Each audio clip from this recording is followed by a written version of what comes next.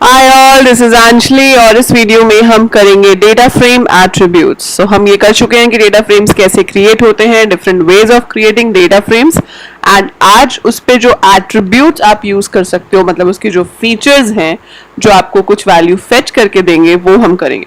तो जब भी हम कोई ऑब्जेक्ट्स यूज करते हैं उसकी दो चीजें इंपॉर्टेंट होती हैं, एक उसके एट्रीब्यूट्स और दूसरा द फंक्शंस और मेथड्स जो हम उसके ऊपर परफॉर्म कर सकते हैं। सो अभी इस वीडियो में हम करेंगे एट्रीब्यूट्स और उसके बाद एक एक करके हम डेटा फ्रेम पे यूज होने वाले फंक्शंस देखेंगे क्या होते हैं। So let's start the video and you can see जो मैंने यहाँ पे एट्रीब्यूट्स लिखे हुए हैं, these all we are going to practice today. So let's go to our PyCharm। Okay, so ये हमने लास्ट टाइम कुछ डेटा फ्रेम्स क्रिएट किए थे, तो इसमें से किसी भी डेटा फ्रेम पे हम ये ऑपरेशंस परफॉर्म कर सकते हैं। So we have two data frames है, df2 और df3, तो इसी के ऊपर आगे काम करते हैं। तो सबसे पहला जो एट्रीब्यूट है वो है आपके पास इंडेक्स। अब आपको पता है इंडेक्स क्या होता है, जो रो का नंबर दिया जाता है, जो कि बाय डिफॉल्ट 0 1 होता है, वो हम चेंज करके कुछ और भी दे सकते हैं।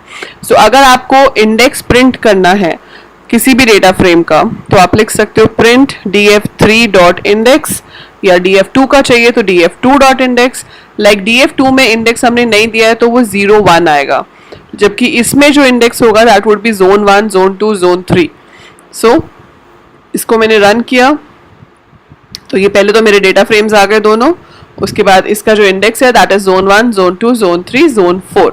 अगर आप d4 का इंडेक्स शो करोगे so that would B 0 and 1, क्योंकि उसका इंडेक्स 0 और 1 है रो का। सो 4 नहीं है, वो df2 है। सो df2 कर देंगे हम यहाँ पे। So if you see this, यहाँ पे रेंज की फॉर्म में आ रहा है कि स्टार्ट 0 है, स्टॉप 2 है, स्टेप 1 है। आपको रेंज की फॉर्म में नहीं चाहिए, लिस्ट की फॉर्म में चाहिए। तो जब भी नंबर्स होते हैं तो वो रेंज की फॉर्म में दिखा देते हैं, पर अगर लिस्ट में कन्वर्ट करना हो तो हम सिर्फ उसके आगे ऐसे लिस्ट लिख के कन्वर्ट कर सकते हैं and you will get 0, 1। Similar way अगर df3 को भी आप इस तरह से नहीं चाहते हो कि डी टाइप आए, इंडेक्स आए, ये लिखा हुआ ना आए, तो यहाँ पे भी मैं इसके साथ लिस्ट दे सकती हूँ। So I can convert it to a list. So ऐसा करने से आपके पास सिर्फ लिस्ट आएगी, डेटा टाइप एंड ऑल लिखा हुआ नहीं आएगा। अभी वो सीरीज की तरह आ रहा था, लेकिन अब वो आपके पास सिर्फ एक नॉर्मल लिस्ट की तरह आएगा। So we have got this. इसके बाद अगला जो है आपके पास वो है column. So very simple, index से इंडेक्स आता है, कॉलम्स लिखने से कॉलम्स आएंगे। सो जो कॉलम्स की हेडिंग है वो अगर आपको देखनी है तो आप कॉलम्स लिख सकते हो। लाइक अगर मैं df2 डॉट कॉलम्स लिखूंगी तो उसमें कॉलम्स हैं ABC, तो वो यहाँ पर अब क्या शो करेगा, ABC। अगर यही चीज़ हम df3 के लिए करते तो आता target sales and actual sales. So it's very simple, नाम से ही पता चल रहा है, इसमें ऐसा कुछ मुश्किल है ही नहीं कि आपको समझ ना आए या आपको याद रखने में दिक्कत हो। सो इंडेक्स इंडेक्स को प्रिंट करता है, कॉलम्स कॉलम्स की हेडिंग को प्रिंट करते हैं। That's quite simple. इसके बाद है एक्सेस। एक्सेस क्या होता है? अब देखो, हमारे पास कोई भी चीज़ हम एक ऑर्डर में अरेंज करते हैं, जैसे हमारे पास मैथ्स में एक्सेस होते हैं ग्राफ में, एक्स एक्सेस, वाई एक्सेस। सो यहाँ पर आप डिफरेंट डायमेंशंस में डेटा स्टोर कर रहे हो, उन डायमेंशंस को हम एक्सेस कहते हैं। सो डेटा फ्रेम में जनरली 2 एक्सेस होते हैं, एक्सेस 0, एक्सेस 1। सो एक्सेस 0 में क्या आता है, हमारा रो नंबर, जैसे कि zone 1 zone 2 zone 3 zone 4। सो जो रो इंडेक्स है वो एक्सेस 0 है। सो 0 एक्सेस पे ये अवेलेबल है, और एक्सेस 1 पे टारगेट सेल्स और एक्चुअल सेल्स अवेलेबल है। सो आपके पास 2 तरह के एक्सेस हो गए, axes 0 and axes 1। Axes 0 refers to all the rows and access 1 refer to all the columns। तो अगर आप एक्सेस लिखोगे तो बेसिकली वो रोज एंड कॉलम्स दोनों दिखा देगा, ठीक है। इसके बाद है डी टाइप्स। अगर आपको सारे कॉलम के डेटा टाइप्स देखने हैं तो you can write D types over है। सो आपके पास जितने भी कॉलम्स हैं सबके डेटा टाइप्स यहाँ पे शो हो जाएंगे। जैसे टारगेट सेल्स का डेटा टाइप है int 64, एक्चुअल सेल्स का डेटा टाइप है int 64। So it will tell you the data type of all the columns. Data types हमेशा कॉलम की फॉर्म में ही आएंगे, क्योंकि सेम कॉलम में सेम डेटा टाइप की वैल्यूज होती है, जबकि दूसरा कॉलम अलग डेटा टाइप का हो सकता है। So one column is like a series, so that's why you will get a data type based on the columns. उसके बाद है साइज।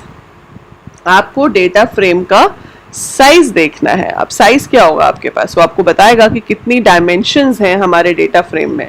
सो हमारे पास जो डेटा फ्रेम है वो कितना डायमेंशन का है, 2। सो अगर आप यहाँ पे उसका साइज देखोगे, so it will give you the number of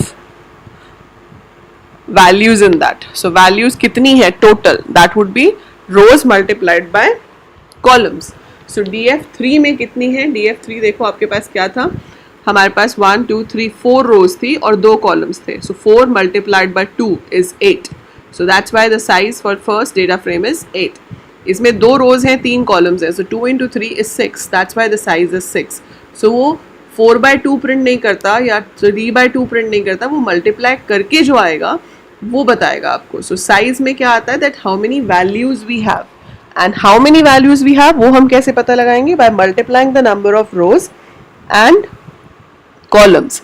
लेकिन अगर आपको लिखा हुआ चाहिए, आप चाहते हो लिखा हुआ है कि कितनी रोज और कितने कॉलम्स हैं, टोटल नंबर ऑफ एलिमेंट्स नहीं चाहिए, so we have shape for that.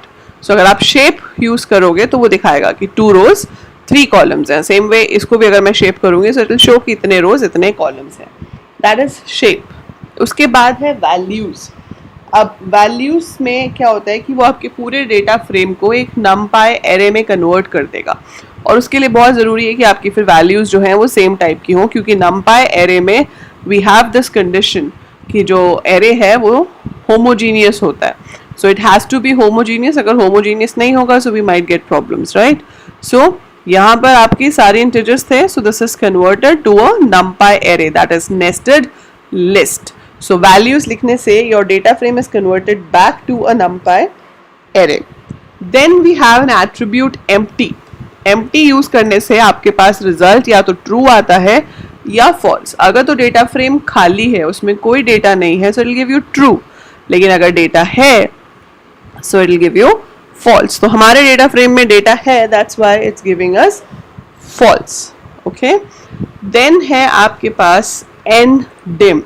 That is number of dimensions. How many dimensions you have in the data frame? So we have 2 dimensions. So जब आप data frame के साथ use करोगे तो वो 2 देगा। 2 क्यों? क्योंकि dimensions ही 2 हैं, rows and columns. So data frame के साथ generally जब भी ndim होगा वो 2 ही आएगा, because we use data frame for storing data in the form of rows and columns. Okay? अब एक थोड़ी special चीज़ है यहाँ पे हमारे पास data frames के साथ, which is T. Now if I write df2.t, if you see this, don't you see something different? ये थी मेरी डेटा फ्रेम पहले, है ना, और अब जो आ रहा है वो क्या है। जिन लोगों के पास मैथ्स है उनको तो ये समझ आ गया होगा कि this is transpose of a matrix. जिनके पास मैथ्स नहीं है कोई प्रॉब्लम नहीं है, घबराने की कोई बात नहीं है। बेसिकली वो क्या कर रहा है, डेटा फ्रेम की जो रोज हैं उन्हें कॉलम बना रहा है और जो कॉलम है उसे रो बना रहा है।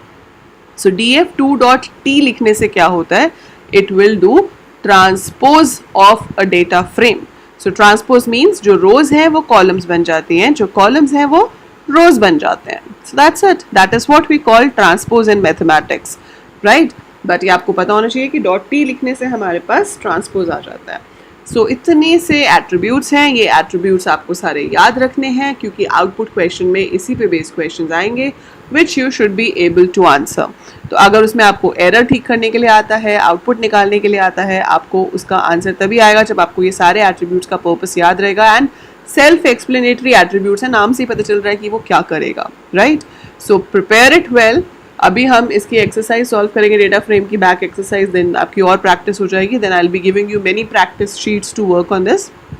बट अभी के लिए just watch the video properly, then like it and then share it with your classmates, and channel to subscribe किया होगा, although my 68% views are from unsubscribed people, but still अगर आपने अभी तक सब्सक्राइब नहीं किया है so do subscribe because it's really important for the growth of the channel and you don't have to pay for anything, सिर्फ subscribe पे click करना है, कुछ पे नहीं करना है, it's free, okay? So go ahead and by the time I upload more, keep watching, keep learning. Thank you.